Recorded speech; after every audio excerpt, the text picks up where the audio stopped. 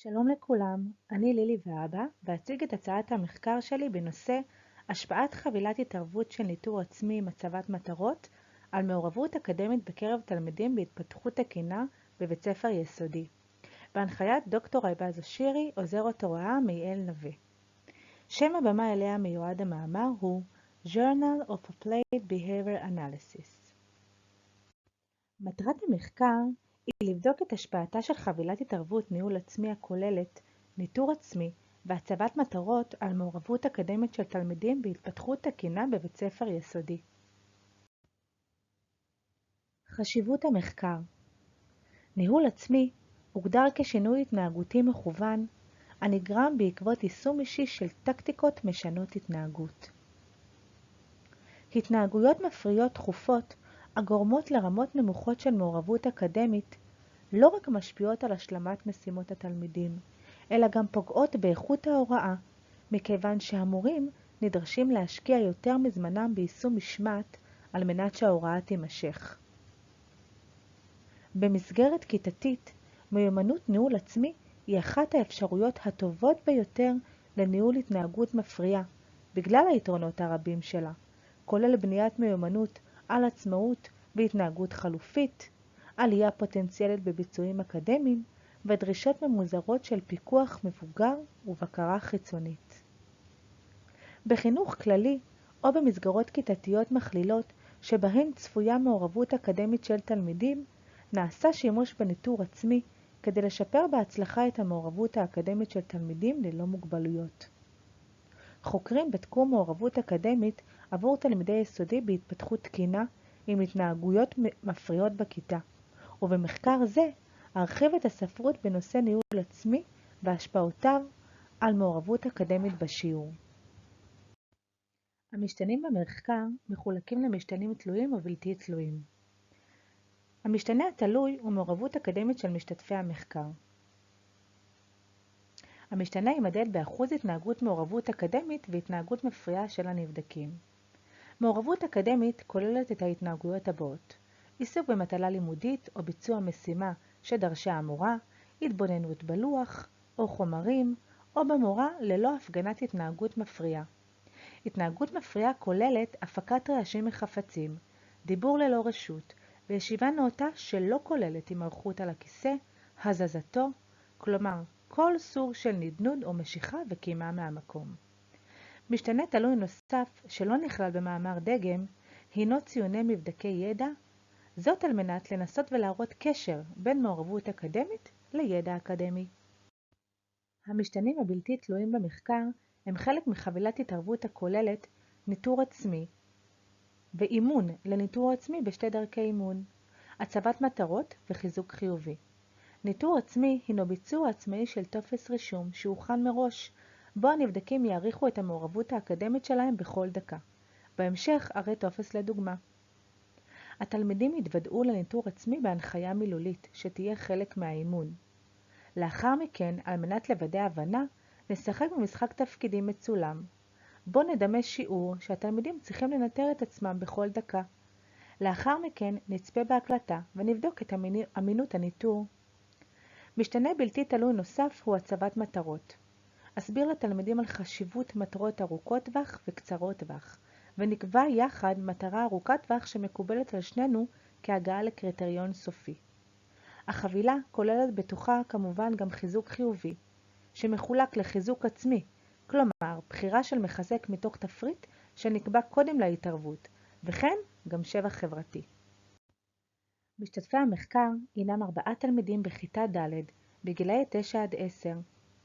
הם לומדים בבית ספר יסודי ממלכתי, וכולם בהתפתחות תקינה. התלמידים הנבחרים מדגימים מעורבות אקדמית נמוכה והתנהגויות מפריעות, וקיים תוקף חברתי מצד הצוות החינוכי וכן מצד ההורים להתערבות בנושא. סביבת המחקר.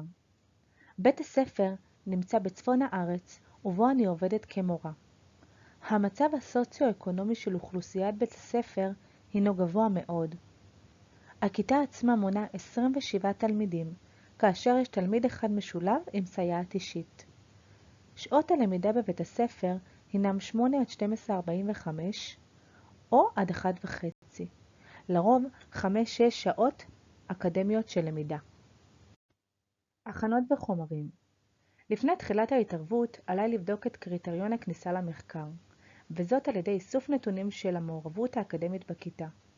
לדגום מספר תלמידים בכל פעם מהכיתה, כדי לראות מהי מעורבות אקדמית נמוכה, גבוהה ובינונית. על פי התצפית אוכל לקבוע מי יכול להיכנס למחקר, כלומר בעלי מעורבות אקדמית נמוכה מאחוז מסוים. בנוסף אוודא את קיומם של מספר תנאים. חדר שקט ומתאים להנחיה וצילום של משחק תפקידים. מצלמה ומעמד למצלמה שהכרחיים בשלב משחק התפקידים באימון. בנוסף, אבצע סקר העדפות על מנת לבנות תפריט מחזקים לבחירה. כמובן שאלו יהיו מחזקים שניתן לתת בבית הספר, והם אינם נוגדים את תקנון בית הספר והגבלות משרד החינוך. הליך המחקר. במחקר זה אעשה שימוש במערך שינוי קריטריון. פרק השיטה מוצע כאן בשלבי יישום בזה אחר זה.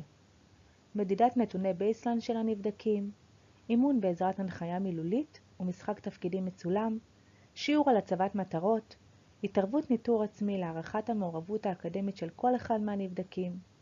בסיום כל שיעור, הילדים יבצעו מבדק קצר לבדיקת הידע שנלמד בשיעור. לאחר שהגיעו לקריטריון שנקבע מראש, תינתן גישה לחיזוק ושבח חברתי. בסיום שלב, כלומר לאחר 3 מפגשים רצופים שעמדו ביעד שנקבע, נציב מטרות לשלב הבא. בדיקת שימור תתבצע כשבוע לאחר הגעה לקריטריון שליטה. מיד אפרט על כל אחד משלבי המחקר. נתוני קו בסיס. אאסוף נתוני קו בסיס למעורבות אקדמית בכיתה על ידי תצפית ומילוי טופס איסוף נתונים. בסיום השיעור, התלמידים יבצעו מבדק ידע קצר על תוכן מתוך השיעור. כפי שהזכרתי כבר בהכנות למחקר, אבצע סקר מחזקים בו התלמידים יבחרו פעילות או דברים מחושיים כחיזוק בסיום. אתן לתלמידים את ההגדרות להתנהגות מעורבות אקדמית והתנהגות מפריעה ואסביר אותן. נספק דוגמאות להתנהגויות אלה על מנת לוודא הבנה. לאחר מכן אתחיל את תהליך האימון לניטור עצמי. התלמידים הינם ילדים בהתפתחות תקינה ומסוגלים להבין מצוין הוראות מילוליות. כך הם יתוודעו לניטור עצמי. לאחר ההנחיה המילולית נדמה שיעור במעין תפקידים, והתלמידים יצטרכו לנטר את עצמם כפי שידרשו בשיעור. נצפה יחד בהקלטה, ונבדוק עד כמה נתוני הניטור היו אמינים והתלמידים סימנו כנדרש. ההקלטה נועדה גם כדי לספק משוב לנבדקים על הניטור העצמי שלהם. רק לאחר שהתלמידים יצליחו להגיע ל-100% הצלחה באמינות הנתונים, נוכל לסיים את שלב האימון ולעבור להצבת המטרות. הצבת מטרות. במפגש משותף, אחדד פעם נוספת לתלמידים מהי מטרה ארוכת טווח וכיצד ניתן להגיע אליה, בעזרת מטרות קצרות טווח. נקבע יחד מהו יעד מקובל חברתית למעורבות אקדמית, כלומר לפחות 80%.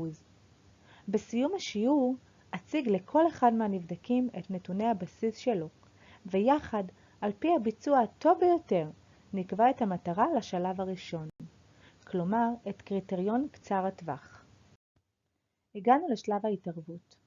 כל אחד מהנבדקים יקבל את הטופס לניטור עצמי ויכתוב את המטרה לשלב זה. בנוסף, יבחרו מראש את החיזוק שאותו ירצו לקבל כתנאי לעמידה בקריטריון. במהלך השיעור, התלמידים ינטרו את עצמם בכל דקה בעזרת רמז שיקבע מראש. אם הפגינו התנהגות מעורבות אקדמית ללא התנהגות מפריעה, יוכלו לסמן פלוס עבור אותו אינטרוול. אם לא הפגינו מעורבות אקדמית והפגינו התנהגות מפריעה, יסמנו מינוס עבור אינטרוול זה. מיד בסיום השיעור, התלמידים יענו על מבדק ידע קצר על התוכן מאותו שיעור. לבסוף, יוכלו לגשת לחיזוק שנקבע מראש. לאחר שיעמדו בקריטריון במשך 3 שיעורים רצופים, אציג את הנתונים בצורה ויזואלית ונוכל לקבוע את הקריטריון לשלב הבא, כלומר, הביצוע הטוב ביותר בשלב הראשון. שימור. שלב השימור יתבצע כשבוע לאחר הגעה לקריטריון של 80% מעורבות אקדמית. הכוונה היא למדוד את המעורבות האקדמית בשיעור ללא כל התערבות. כלומר, אין קריטריון יעד, והתלמידים לא ינטרו את עצמם כלל. כעת אפרט על כלי המדידה במחקר. את איסוף הנתונים אבצע בעזרת תצפית ישירה עם טופס איסוף נתונים.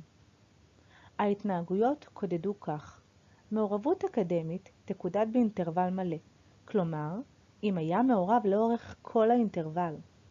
התנהגות מפריעה קודדה באינטרוול חלקי, כלומר, אם הפריע בכל זמן נתון מהאינטרוול, תסומן התנהגות מפריעה. בנוסף, כפי שכבר אמרתי, כל תלמיד יקבל טופס לניטור עצמי במרווחים של דקה. נתוני הסכמה בין צופים יאספו ב-30–40% מהמפגשים ויפוזרו באופן שווה בשלבים השונים במחקר. ניתן לראות טופס תצפית לדוגמה. בטופס זה ניתן לתצפת על 4 ילדים בדקה, באינטרוולים של 12 שניות לתצפית ועוד 3 שניות לרישום. בטופס זה יש להקיף אם הייתה מעורבות אקדמית או התנהגות מפריעה. ישנן הגדרות מפורטות על שתי התנהגויות אלו. מעורבות אקדמית תסומן בסוף האינטרוול אם קרתה לכל אורך ה-12 שניות, אינטרוול מלא. התנהגות מפריעה תסומן אם התרחשה בכל זמן נתון באינטרוול. בסוף התצפית אספור את כל הפלוסים והמינוסים ואחשב אחוז מעורבות אקדמית ואחוז התנהגויות מפריעות לאותו שיעור. פה הוספתי טופס לדוגמה של ניטור עצמי. בנוסף לפרטים האישיים, לתלמידים יש מקום לכתוב את המטרה, כלומר את הקריטריון למעורבות אקדמית שנקבע. בטופס ניתן למצוא גם מטרות כתובות, ומתחתיהן מקום לסמן פלוס ומינוס. בסוף הטופס, על התלמיד לספור את כמות הפלוסים ולהעריך אם המטרה הושגה. מערך המחקר וניתוח הנתונים. ניתוח נתונים ויזואלי ייעשה בעזרת מערך שינוי קריטריון. מערך זה נבחר כיוון שהוא מאפשר הגעה ליעד ארוך טווח על ידי מטרות קצרות טווח שהן ברות השגה. כל שלב ייקבע על פי הביצוע הטוב ביותר בשלב הקודם. כאן אבצע שינוי רנדומלי, אך קבוע של אורך השלבים, וכן חזרה מדי פעם לשלבים קודמים. דבר זה מראה שליטה מחקרית יותר טובה, ומאפשר להדגים קשר פונקציונלי, ולהפחית את החשש מפני איום התבגרות בעיצוב קריטריון משתנה. ציר ה-X ייצג את מספר המפגשים, וציר ה-Y ייצג את אחוז המעורבות האקדמית בשיעור.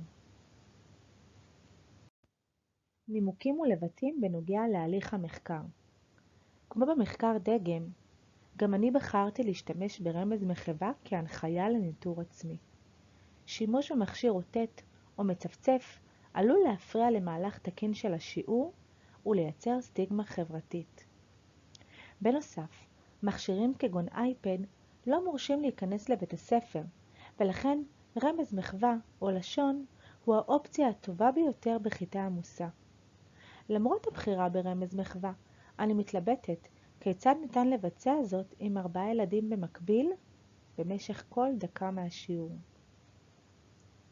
בנוסף, במאמר לא נבדק הקשר בין מעורבות אקדמית לציון מספרי. אני בחרתי להוסיף נתון זה למחקר, ואני מתלבטת כיצד להציג את נתוני המבדקים. האם ממוצע לנבדק, ציון פר מפגש? כיצד להראות התאמה בין עלייה במעורבות אקדמית לעלייה בציוני הנבדקים, כפי שאני משערת שיתרחש. ההתלבטות הבאה נוגעת לתהליך השימור. שימור במחקר נבדק לטווח קצר בלבד. אני מתלבטת, האם כדאי להוסיף עוד נקודה או 2 של מדידות, אולי 2, 3 או אף יותר לאחר הגעה לקריטריון סופי? האם זה יהיה משמעותי יותר ויתרום לספרות המחקרית? תודה רבה לכל מי שהשקיע מזמנו והקשיב להצעת המחקר שלי. מאחלת לכם המון בהצלחה, לילי.